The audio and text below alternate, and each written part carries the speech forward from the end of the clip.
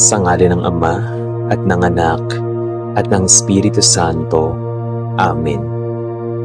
Amang mapagpala at walang hanggan ng kabutihan, sa oras na ito ay lumalapit ako sa iyo ng may pusong mapagpakumbaba at may pananampalatayang hindi sumusuko.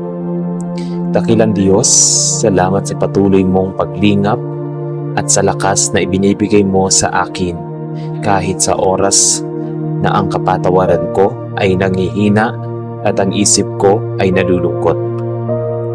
Salamat dahil ikaw ay Diyos na hindi lumalayo, Diyos na hindi nagkukulang, at Diyos na laging handang umalalay. Sa kabila ng kirot, pagod at panghihina, pinasasalamatan ko ang bawat hininga, bawat bagong araw at bawat pagkakataong hindi at ipinagkakaloob mo upang maranasan ko ang iyong pagkalinga. Salamat dahil kahit hindi ko laging nauunawaan ang mga nangyayari, nariyan ka pa rin, tapat, mahabagin, at laging sumasalo sa aking kahinaan. Panginoon, sa gitna ng sakit na aking nararamdaman, physical man o emotional, o maging sa kaluluwa, ako po ay buong puso at buong lakas na lumalapit sa iyo. Inaabot ko ang aking sarili sa iyong mapagpalang kamay at inihiling ang kagalingang nagmumula lamang sa iyo. Hipuin mo po ako, O Diyos, sa bahagi ng aking katawan na may karamdaman.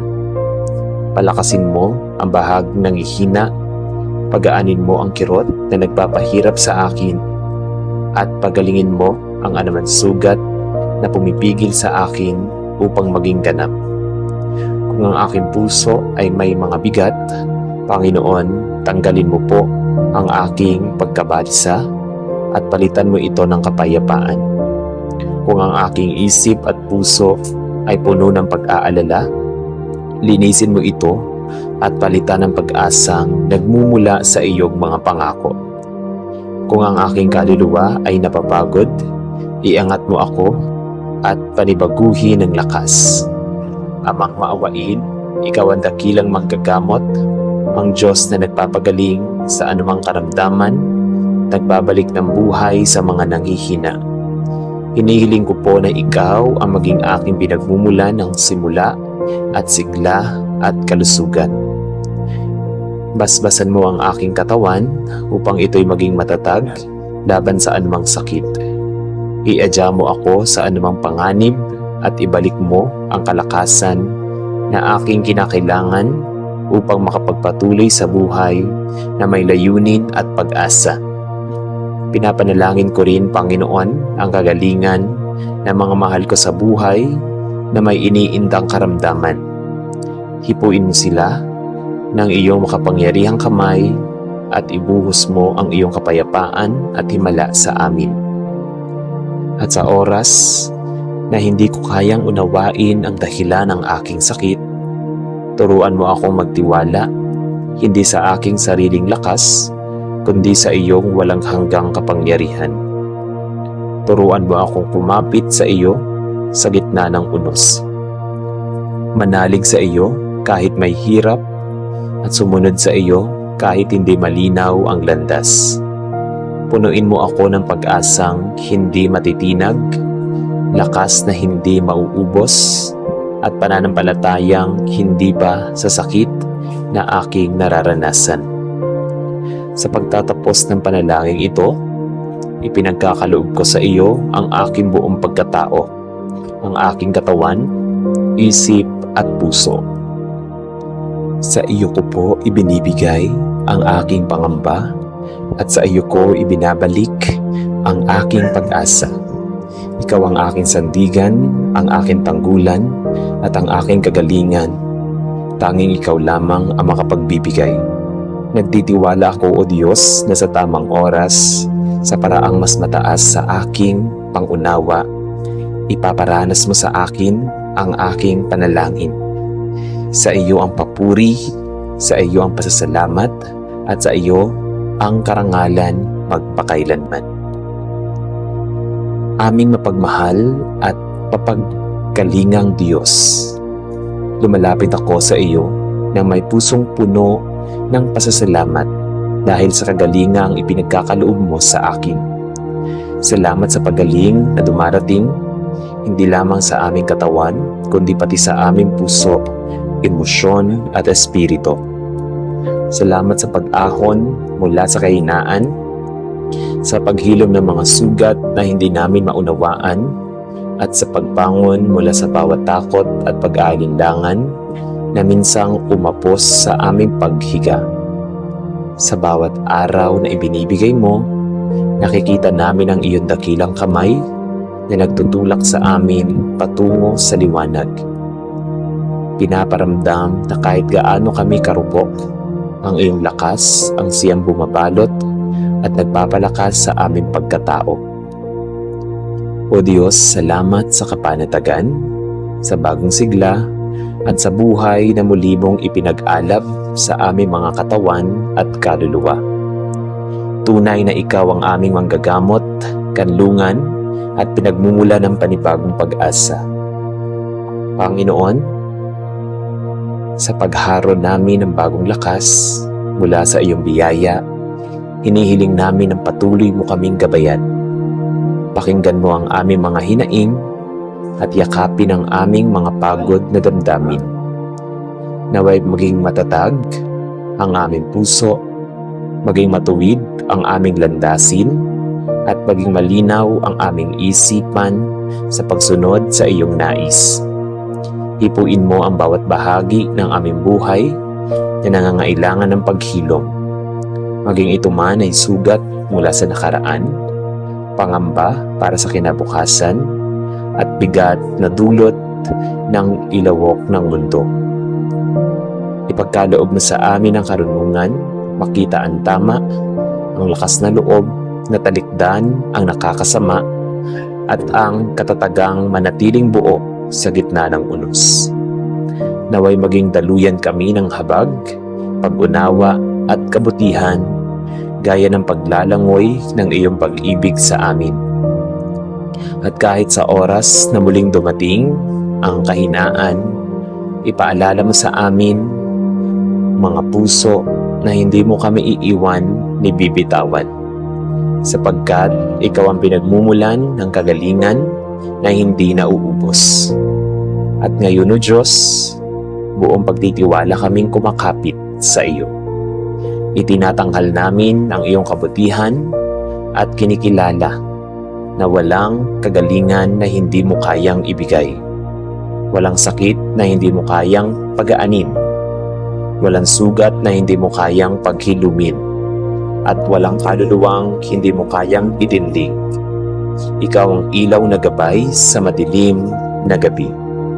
Ang lakas sa aming panghihina at ang pag-asang palaging buhay kahit sa mga panahong kami nagdaramdam. Buong puso naming isinusuko sa iyo ang aming mga pang-araw-araw na kalusugan at lakas, hinaharap at pang-araw-araw na paglalakbay. Sa iyong mga kamay, kami panatag, sa iyong presensya, kami payapa, at sa iyong kapangyarihan, kami muling nabubuhay. Purihin ka, Panginoon, dahil sa kagalingan ibinibigay mo at sa panibagong lakas na patuloy mong ipinagkakaloob.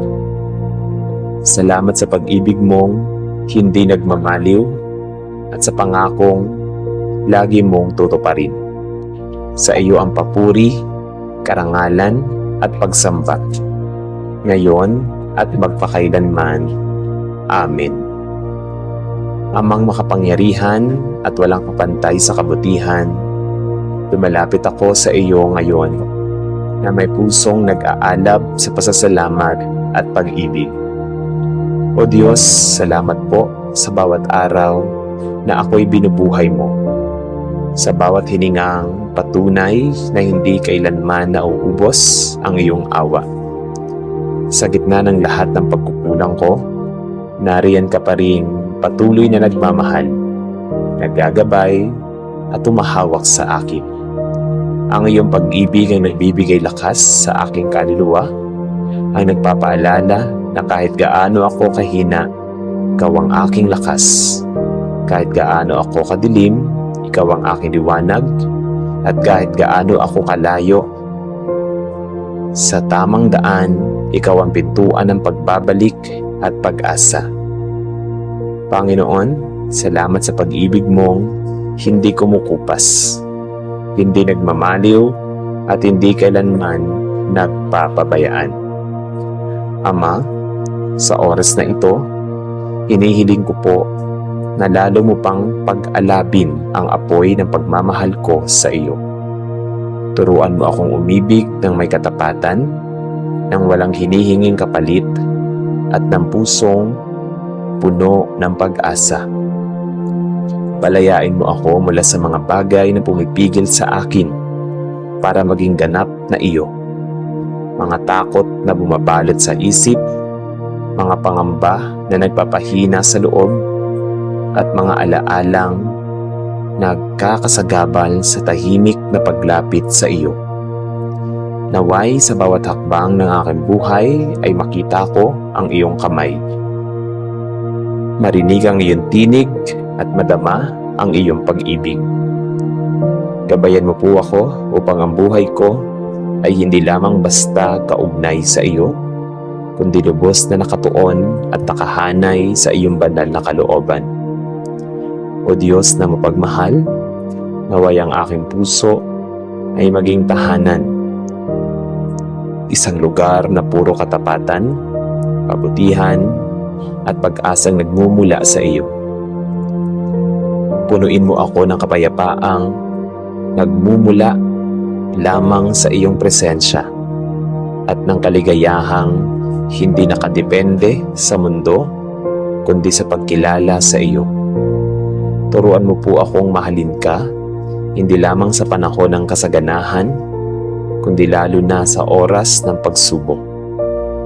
Hindi lamang sa panahong madali magpasalamat, kundi pati sa mga sandaling ako ay lumuluha at naghahanap ng direksyon. Naway ang aking pag-ibig sa iyo ay hindi isang sandaling damdamin, kundi isang panghabang buhay na paninindigan. At Panginoon, habang minamahal kita, turuan mo rin akong mahalin ang aking kapwa bilang pagsunod sa iyong utos. Naway ang pag-ibig na ibinubuhos mo sa akin ay umagos papunta sa mga taong nangangailangan ng pangunawa, awa at kabutihan. Palakasin mo ang aking loob na magpatawad, maging mapagpakumbaba, at maging instrumento ng iyong biyaya. Gamitin mo ang aking buhay upang maipakita ang iyong kadakilaan, hindi sa aking salita, kundi sa bawat gawa, desisyon at kilos na aking ginagawa. Sa huli, Ama, iniaalay ko sa iyo ang aking buong puso, ang aking hangarin, pangarap, tagumpay, at maging ang aking mga kahinaan. Naway sa lahat ng ito ay makita mo ang isang pusong nagmamahal sa iyo ng tapat, isang pusong handang sumunod, at isang pusong naniniwalang ikaw ang pinagmumulan ng lahat ng kabutihan. O Diyos na papagmahal, ikaw ang aking kayamanan, aking pag-asa, aking lakas, at aking buhay. Tanggapin mo po ang papuri at pag-ibig kong ito. At naway araw-araw ay mas lalo akong lumalim sa pagkilala at pagmamahal sa iyo. Amen. Panalangin ng pasasalamat sa Diyos sa kagalingan at panibagong biyaya ng lakas. Amang mapagmahal at Diyos na walang kapantay ang kabutihan. Lumalapit ako sa iyo ngayon na may pusong labis na nagpapasalamat. O Diyos, ikaw ang tanging pinagmumula ng kagalingan, kagaanan ng pakiramdam, at buhay na muling umaapaw sa sigla. Salamat po sa pagaling na hindi ko kayang makamtan, sa lakas na muling bumalik sa aking katawan, sa kapahingahan na nagpapanginhawa sa aking kalooban. At sa pag-asa na muli mong isinisilay sa aking araw, sa bawat paghinga ko ngayon, nararamdaman kong mas malinaw ang liwanag ng iyong awa. Mas malalim ang unawa ko sa iyong presensya. Mas totoo ang patunay na walang sakit, pagod o kahinaan na hindi mo kayang baguhin sa biyaya mo. Salamat, Panginoon, sa paghawak mo sa aking kamay noong ako'y nangihina, sa paggabay mo sa bawat gamutan, paghinga at sandali ng pag-aalala. Tunay na ikaw ang aking manggagamot, aking sandigan at aking ligtas na kanlungan sa bawat oras. Panginoon, sa aking ligtas na kanlungan sa bawat oras. Panginoon, patuloy kong hinihiling ang iyong banal na pag-iingat upang manatiling buo at matatag ang aking lakas. Pagpalain mo ang aking pangangatawan. Palakasin mo ang aking isipan at linisin mo ang aking damdamin mula sa anumang takot at pag-aalala na maaaring bumalik. Turuan mo akong pangalagaan ng buhay at kalusugan pinagkakaloob mo. Bigyan mo ako ng karunungan upang piliin ang mga bagay na makapagbibigay ng kabutihan sa sarili at sa kapwa. Sa bawat araw na darating, naway maging mas mulat ako na ang lakas na nasa aking katawan ay hindi lamang para sa aking kapakanan, kundi para sa pagtupad ng mga gawaing nagbibigay kapurihan sa iyo. Palakasin mo po ako, hindi lamang sa pisikal na aspeto, kundi pati sa espiritual, upang ang puso ko'y maging mapayapa, ang kaluluwa ko'y maging maitiisin, at ang pananampalataya ko'y maging hindi matitinag ng anumang suliranin. Ama, kung may oras mang muli na ako'y manghina, ipaalala mo po sa akin na ikaw ang aking patuloy na lakas at pag-asa. Amang banal, buong puso kong iniaalay ang papuri sa iyo dahil hindi mo ako pinababayaan sa panahon ng aking kahinaan. Ipinapakita mo sa akin na ang bawat paggaling ay tanda ng iyong pagyakap. Ang bawat pagbangon ay patunay ng iyong katapatan at ang bawat panibagong lakas ay regalong nagbibigay saysay sa aking buhay. Turuan mo po akong maglakad ng may pagpapakumbaba at may pusong puno ng pasasalamat. Naway ang kagalingang ito ang maging paalala na ako'y laging nasa ilalim ng iyong pagkalinga. At ang lakas na taglay ko ay biyaya na dapat gamitin sa kabutihan, pagkalinga sa iba, at pagpapalaganap ng pag-ibig mo. Tulungan mo akong mamuhay ng may mas malalim na pananampalataya, mas matatag na pag-asa, at mas bukas na puso upang mas mapalapit pa sa iyo. Salamat, Ama, sa pagaling, sa lakas, sa bagong simula, at sa hindi nagmamaliw mong pagmamahal. Sa iyo ko po ibinabalik ang lahat ng papuri, pasasalamat at pagsamba ngayon, bukas at magpakailanman. Amen. Sa ngalan ng Ama at ng Anak at ng Espiritu Santo. Amen.